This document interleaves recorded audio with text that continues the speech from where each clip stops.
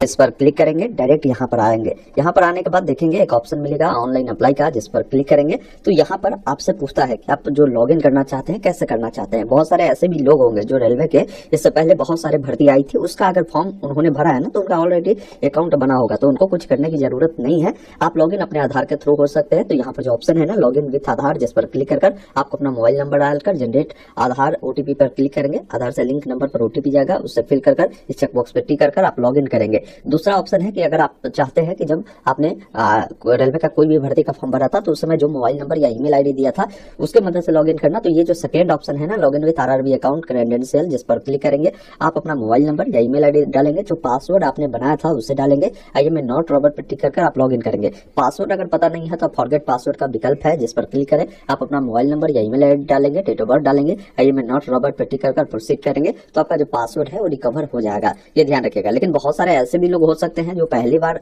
Railway group D भर्ती का form भरने ही आए हैं, तो उनको यहाँ पर क्रिएट एन अकाउंट का जो ऑप्शन है ना जिस पर क्लिक कर ओके वाले विकल्प पर आपको क्लिक करना होगा। अब देखिए यहाँ पर जो है आपसे नेशनलिटी पूछ रहा है, तो नेशनलिटी में आपको इंडिया सेलेक्ट करना होगा। बाकी पर्सनल इन्फॉर्मेशन पूछ रहा है, तो आपका जो भी नाम है मेडिकल सर्टिफिकेट मार्कशीट पे उसके अकॉर्डिंग आपको अपना नाम लिखना है, अपने नाम को दोबारा से कंफर्म करना है। अगर आपने कभी भी नाम चेंज किया तो ऐसा करें, नहीं तो नहीं वाले विकल्प पर क्लिक करें। जो भी आपका डेट ऑफ बर्थ है यहाँ पर सबसे पहला चीज है कि जो भी आपका साल हो उसको चयन करेंगे, जो महीना हो, जो डेट हो, इस प्रकार चयन करेंगे, उससे दोबारा से आपको दर्ज करना है। जेंडर आपको बताना है, उसे दोबारा से कंफर्म करना है। जो भी पिताजी का नाम है लिखना है, पिताजी का नाम दोबारा से डालना है। माताजी का जो नाम है लिखना है, माताजी का नाम दोबारा से डालना है। जो भी आपका ईमेल आईडी है देना है। जनरेट ईमेल ओटीपी पे क्लिक करेंगे, ओटीपी जो आएगा यहाँ पर डालकर उसको वेरीफाई करेंगे। अपना मोबाइल नंबर डालेंगे, उस पर भी ओटीपी अनवाकर उसको भी आपको वेरीफाई कर लेना है। उसके बाद देखिए आपको अपने आधार के थ्रू जो है अकाउंट को वेरीफाई करना है, तो यहाँ पर वेरीफाई थ्रू आधार का जो ऑप्शन है जिस पर टिक कर आप अपना आधार नंबर डालेंगे और गेट आधार ओटीपी पे क्लिक करेंगे तो आधार से लिंक नंबर पर ओटीपी जाएगा, उसको फिल कर वेरीफाई करेंगे तो आधार भी वेरीफाई हो जाएगा।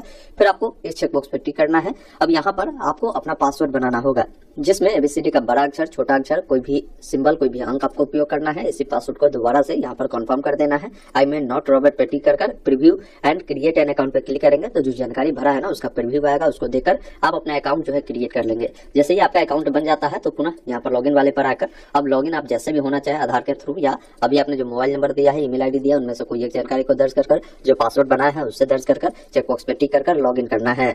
अब यहाँ पर पूछता है कि आप जो ऑथेंटिकेशन करना चाहते हैं वो मोबाइल ओटीपी के थ्रू चाहते हैं या ईमेल ओटीपी के थ्रू चाहते हैं, तो यहाँ से वो विकल्प चुनेंगे। जैसे मैंने ईमेल चुना तो अब आपके ईमेल पर क्या है ना कि एक ओटीपी गया होगा, आप उस ओटीपी को यहाँ पर क्या करेंगे ना फिलअप करेंगे। उसके बाद देखिए एक ऑप्शन मिलता है लॉगिन का, जिस पर आपको क्लिक करना है। तो इस प्रकार आप सक्सेसफुली लॉगिन हो जाते हैं। लॉगिन होने के बाद फॉर्म को भरने के लिए यहाँ पर ऑप्शन मिलता है ऑनलाइन एप्लीकेशन का, जिस पर आपको क्लिक करना होगा। एप्लीकेशन पर आप क्लिक करेंगे, यहाँ पर ग्रुप डी भर्ती का जो जानकारी है आपको देखने को मिलेगा। अब आपको यहाँ पर बताना होगा कि किस आरआरबी से आपको अप्लाई करना है, आप उस आरआरबी को चुनेंगे। मैं कहूंगा कि आरआरबी का जब भी चुनाव करते हैं तो यहाँ से ऑफिशियल नोटिफिकेशन को डाउनलोड कर लीजिए। तो आप इस नोटिस के आप 59 नंबर पेज में आएंगे ना तो आपको आरआरबी वाइज भर्ती बताया है। जैसे वेस्टर्न रेलवे मुंबई में देखिए भर्ती जो है आपको बताई गई है, कितने हैं, किस पोस्ट के लिए, किस डिपार्टमेंट में, वो चीजें आप यहाँ से देख सकते हैं। इसी अनुसार जब आप नीचे आएंगे तो नॉर्थ वेस्टर्न जो रेलवे है जैसे जयपुर है वहां पर कितनी भर्ती है, इलाहाबाद में जो है कितनी भर्ती है वो आप देख सकते हैं, हुबली में कितनी भर्ती है, इसके अलावा जबलपुर में कितनी भर्ती है। तो ये चीजें आपको जो है इस नोटिस में मिल जाएगा, आप देख पाएंगे कि भाई किस आरआरबी में कितनी भर्ती है। तो यहाँ से एक बार आप देख ले, जो भी आरआरबी के लिए अप्लाई करना है उस आरआरबी का चुनाव करेंगे। इस दोनों चेकबॉक्स पे टिक कर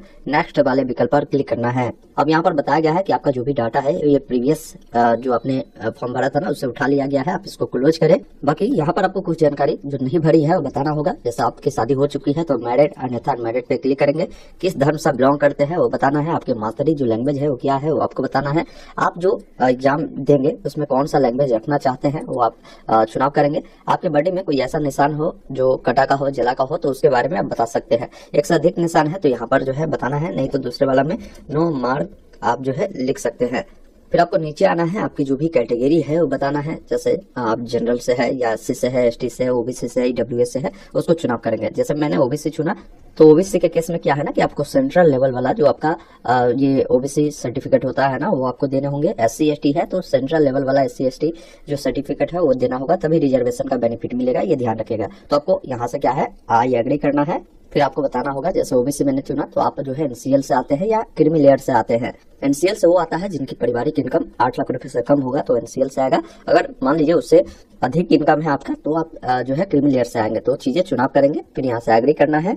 फिर आपका कास्ट का जो नाम है आपको लिखना है, आपका जो भी सर्टिफिकेट है जो कि सेंट्रल लेवल वाला बना है उस सर्टिफिकेट नंबर डालेंगे। बाकी सर्टिफिकेट जो इशू किया गया है आप किस अथॉरिटी से बनवाए हैं, हो सकता है आपने ब्लॉक स्तर से, डीएम स्तर से, एसडीएम स्तर से बनाया है, उसका चुनाव करेंगे। और सर्टिफिकेट जो बना है वो किस डेट को इशू हुआ है और डेट आपको कैलेंडर की मदद से बताएंगे। उसके बाद आपका जो एड्रेस है यहाँ पर देखने को मिलेगा, नहीं तो आपको अपना एड्रेस प्रॉपर भरना है, कौन सा स्टेट है, कौन सा डिस्ट्रिक्ट है, एड्रेस में अपना प्रॉपर जैसे ward number, village, post office, ये सारी जानकारी जो है आपको भरना है। आपका नियरेस्ट जो भी ये सिटी है वो आपको बताना है और अपना पिन कोड देना है। अगर आपका ये जो है पोस्टल एड्रेस, परमानेंट एड्रेस समान है तो इस चेकबॉक्स पे टिक करेंगे, दोनों फिल होगा, अलग अलग है तो अलग अलग जानकारी को फिल कर इसको सेव करना है, फिर नेक्स्ट वाले विकल्प पर क्लिक करना है। इस प्रकार पर्सनल डिटेल जो है आपका सेव हो गया। अब यहाँ पर क्या है ना कि आपको जानकारी देना है कि अगर आप एक सर्विसमैन है तो आप यस करें, नहीं तो नो वाले विकल्प पर क्लिक करें। अगर आप दिव्यांग है तो इसमें में इसके बारे में जानकारी दीजिएगा। अगर आपको स्क्राइब चाहिए तो उसके बारे में आप बता सकते हैं। फिर नीचे आएंगे, यहाँ पर बोल रहा है कि अगर आप जो है एबीसी वाले हैं तो आपको फ्री में जो छूटे हैं वो आपको दी जाएंगे, तो अगर चाहिए तो आप यहाँ से यस करें, नहीं चाहिए तो आप नो करेंगे। यस करेंगे तो फिर यहाँ से एग्री कर आपको बताना होगा कि आप इनमें से जो है कौन सा डॉक्यूमेंट दे रहे हैं, आपके पास एबीसी सर्टिफिकेट है या बीपीएल कार्ड है, वो चीजें आप बताएंगे। उसके बाद आपका जो भी ये सर्टिफिकेट है कहाँ से बना हुआ है वो अथॉरिटी का नाम बताएंगे, सर्टिफिकेट नंबर देंगे, किस डेट को इशू किया गया वो देंगे। अगर नहीं है ऐसा तो आप यहाँ पर नो करेंगे, ये जानकारी आपको देने की जरूरत नहीं है, आप आगे बढ़ेंगे। यहाँ पर आपसे पूछता है कि अगर आप जो है रेलवे के एम्प्लॉय है तो यस करें, नहीं तो नहीं वाले विकल्प पर आपको क्लिक करना है। अब देखिए यहाँ पर आपसे पूछता है कि करेंटली में आप कहीं जॉब करते हैं, चाहे वो सेंट्रल गवर्नमेंट का हो, स्टेट गवर्नमेंट का हो या पीएसयू यानी पब्लिक सेक्टर अंडरटेकिंग में हो तो बताया, नहीं तो नॉट एप्लीकेबल वाले विकल्प पर क्लिक करें। बाकी यहाँ पर क्या है ना कि आपको बैंक की जानकारी मांगती है, क्योंकि रेलवे का जैसे आपको अगर 500 रुपया फी लगता है तो उसमें जो है आपको 400 रुपये रिफंड हो जाएंगे जैसे सीवीटी होंगे। तो वही SC ST है 250 अगर लगता है तो 250 रुपया रिफंड होगा सीवीटी देने के बाद। तो जो रिफंड चाहिए वो किस अकाउंट में चाहिए, वो अकाउंट किनके नाम से, उनका नाम लिखेंगे, अकाउंट होल्डर का नाम दोबारा से डालेंगे। हमेशा ध्यान रखना है कि अकाउंट आप अपना ही दे। उसके बाद यहाँ पर IFSC कोड डालकर जैसे ही आप इस पर क्लिक करेंगे तो आपका बैंक का नाम आ जाएगा। फिर यहाँ पर आपको अपना अकाउंट नंबर देना है, उसे दोबारा से कंफर्म करना है और इसको यहाँ से सेव करना है, फिर नेक्स्ट वाले विकल्प पर क्लिक करना है। इस प्रकार ये भी जानकारी आपका सेव हुआ। अब क्या है ना कि आपको मैट्रिक की जानकारी देना होगा, जिसमें आपको बताना होगा कि जो मैट्रिक है किस राज्य से किया है, किस जिले से किया है, किस बोर्ड से किया है, उसका नाम लिखेंगे, कब पास किया है, पासिंग डेट डालेंगे, आपका जो भी रोल नंबर है देना है। बाकी मैट्रिक का जो भी सर्टिफिकेट है ना उसका जो नंबर है वो आपको देना है। उसके बाद इसको यहाँ से अपडेट आपको करना है। इस प्रकार मैट्रिक की जानकारी ऐड हो गया। अब इसी अकॉर्डिंग अगर आपने ITI किया है, आपने 12th किया है या अगर आपने बैचलर डिग्री किया है उसको यहाँ से आपको सेलेक्ट करना है। जैसे मैंने 12th चुना तो 12th जो आपने किया है वो आप किस राज्य से किया है, किस जिले से किया है, किस बोर्ड से किया है, कब पास किया है, अब बाकी क्या परसेंटेज है वो जानकारी देना है। इसी अकॉर्डिंग अगर आपने ITI किया है, कोई मास्टर डिग्री किया है तो सबका जानकारी आप यहाँ पर ऐड करेंगे। वैसे रेलवे ग्रुप D भर्ती का फॉर्म भरने के लिए आप 10वीं पास है तो फॉर्म को भर सकते हैं। उसके बाद एक ऑप्शन मिलता है देखिए नेक्स्ट का, जिस पर आपको क्लिक करना है।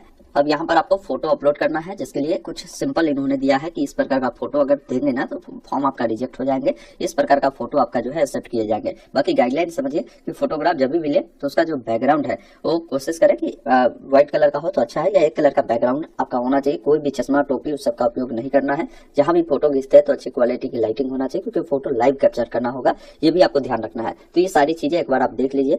बाकी फोटो को कैप्चर करने के लिए दो ऑप्शन है, एक तो है आपके सिस्टम में वेबकैम है तो कैप्चर लाइव इमेज पर क्लिक करेंगे और यहाँ से जो है कैप्चर लाइव इमेज पर क्लिक करेंगे तो क्या है ना कि आपको सिस्टम में वेबकैम होनी चाहिए, वो ओपन हो जाएगा। दूसरा ऑप्शन है कि अगर आप मोबाइल के थ्रू चाहते हैं तो कैप्चर मोबाइल पर क्लिक करेंगे। अब इस QR कोड को अपने मोबाइल से स्कैन कर अब आइए बताते हैं मोबाइल से जैसे फोटो अगर अपलोड करना है तो कैसे करेंगे। तो इसके लिए जो capture live image from mobile है जिस पर क्लिक कर आप अपने मोबाइल में जो कैमरा है उसको ओपन करेंगे और कैमरा में देखेंगे ना आपको एक यहाँ पर QR कोड वाला ऑप्शन आता है। आप इस पर क्लिक करेंगे ना तो आपके सामने ये QR कोड है, यहाँ पर एक लिंक जनरेट हुआ, आप इस पर क्लिक करें, ये आपको ऑटोमेटिक रिडायरेक्ट करेगा इस पेज पर। अब यहाँ पर लॉगिन करना है। लॉगिन आप कैसे करना चाहते हैं, आधार के थ्रू या अपने RRB के डिटेल के थ्रू आप पहले यहाँ से लॉगिन कर लेंगे। तो आपके नंबर पर जो OTP जाएगा उसको डालकर, क्योंकि लॉगिन करने के लिए ऑथेंटिकेशन करना होता है, आप करेंगे। उसके बाद देखिए ऑप्शन मिलता है ऑनलाइन एप्लीकेशन का, जिस पर क्लिक करेंगे। अब यहाँ से दोनों चेकबॉक्स पे टिक कर नेक्स्ट वाले विकल्प पर आपको क्लिक करना है। कुछ यहाँ करने की जरूरत नहीं है, नीचे आकर आपको 7 नेक्स्ट पर क्लिक करते जाना है, फिर यहाँ से 7 नेक्स्ट पर क्लिक करते जाना है, नेक्स्ट वाले विकल्प पर क्लिक करते जाना है। अब फोटो को अपलोड करने के लिए देखिए कैमरा का परमिशन मांगेगा, आपको सिंपली इसको क्या करना है, अलाउ करना है। अब जैसे ही अलाउ वाले विकल्प पर क्लिक करेंगे तो देखिए फोटो कैप्चर करने के लिए यहाँ पर ऑप्शन मिलता है ना कैप्चर लाइव इमेज, जिस पर क्लिक करेंगे। आप इस पर क्लिक करेंगे और यहाँ से देखिए कैप्चर इमेज पर क्लिक करेंगे। यहाँ से जुड़वा है तो यस करें, नहीं तो नो पर क्लिक कर कैप्चर वाले विकल्प पर आपको क्लिक करना है। देखिए यहाँ पर एक सर्कल बना है ना, अभी आपका फेस डिटेक्ट नहीं कर रहा है, डिटेक्ट करेगा तो इस प्रकार ऑटोमेटिक जो है आपका ये ले लेगा। तो देखिए मेरा जो फोटो है सक्सेसफुली इस प्रकार कैप्चर हो गया, तो कोई इशू भी नहीं देखने को मिला है। इस प्रकार आप फोटो को जो है मोबाइल से कैप्चर कर सकते हैं। अब आइए सिग्नेचर को लेकर जानकारी बताते हैं। वही अगर आप प्लेन बैकग्राउंड में नहीं होंगे तो फोटो फिर आपका कैप्चर नहीं होगा, ये भी ध्यान रखिएगा। अब देखिए सिग्नेचर कैसा बोला है, तो सिग्नेचर वैसा होना चाहिए जिसका विड्थ 140 पिक्सल और हाइट 60 पिक्सल होना चाहिए। इसके लिए गूगल ओपन करें, गूगल में लिखना है आई एम रेसाइजर, या वेबसाइट मिलेगा, इसे ओपन करेंगे। जहां भी सिग्नेचर होगा उसको अपलोड करेंगे। उसके बाद यहाँ पर यूनिट में पिक्सल चुनना है। अब देखिए विड्थ कितना बोल रहा है, तो यहाँ पर एक बार मैं फिर दिखा देता हूँ। विड्थ देखिए इसका है कितना 140 और हाइट है 60, तो विड्थ में 140 आपको यहाँ पर लिखना है और हाइट 60 लिखना है। उसके बाद देखिए ऑप्शन मिलता है यहाँ से डाउनलोड का, जिस पर क्लिक करना है और यहाँ से डाउनलोड वाले विकल्प पर क्लिक करेंगे। तो अभी देखेंगे ना आपका साइज ये कम गया है, अब तब इसको साइज बढ़ाना होगा। पुनः गूगल में इमेज इंक्रीज साइज लिखेंगे, या वेबसाइट आएगा, इसको ओपन करेंगे। जो अभी आपने सिग्नेचर को रिसाइज किया है उसको यहाँ पर क्या करेंगे ना अपलोड करेंगे। और ये जो है कितने केबी में चाहिए, तो ये आप जो है 49 केबी के अंदर में रखेंगे। तो चलिए मैं 45 रखता हूँ, यहाँ से इंक्रीज साइज पे क्लिक करता हूँ। थोड़ा सा वेट करेंगे, आपका जो सिग्नेचर है वो साइज बढ़ जाएगा।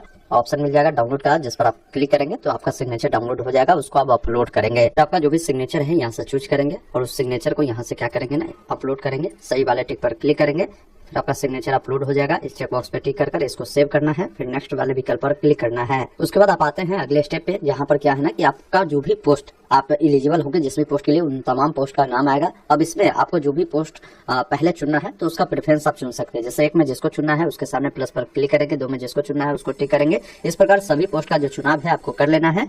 उसके बाद इस चेकबॉक्स पे टिक करना है। बाकी नीचे आना है, फॉर्म कहाँ से भर रहा है, पहले इसका नाम लिखेंगे, चेकबॉक्स पे टिक करेंगे, प्रीव्यू एप्लीकेशन पर क्लिक करेंगे। आपके सामने फॉर्म का प्रीव्यू आएगा। एक बार अपनी तमाम जानकारी चेक करें, कहीं कुछ गलती है तो एडिट करें, सब कुछ सही है तो सबमिट वाले विकल्प पर क्लिक करें। फिर इसका जो भी पेमेंट लगता है ना आपके कैटेगरी के अकॉर्डिंग, जैसे 250 SC/ST को और बाकी कैंडिडेट को 500 लगता है, तो पेमेंट कर आप इसका प्रिंट लेकर अपने पास सुरक्षित रख लेंगे।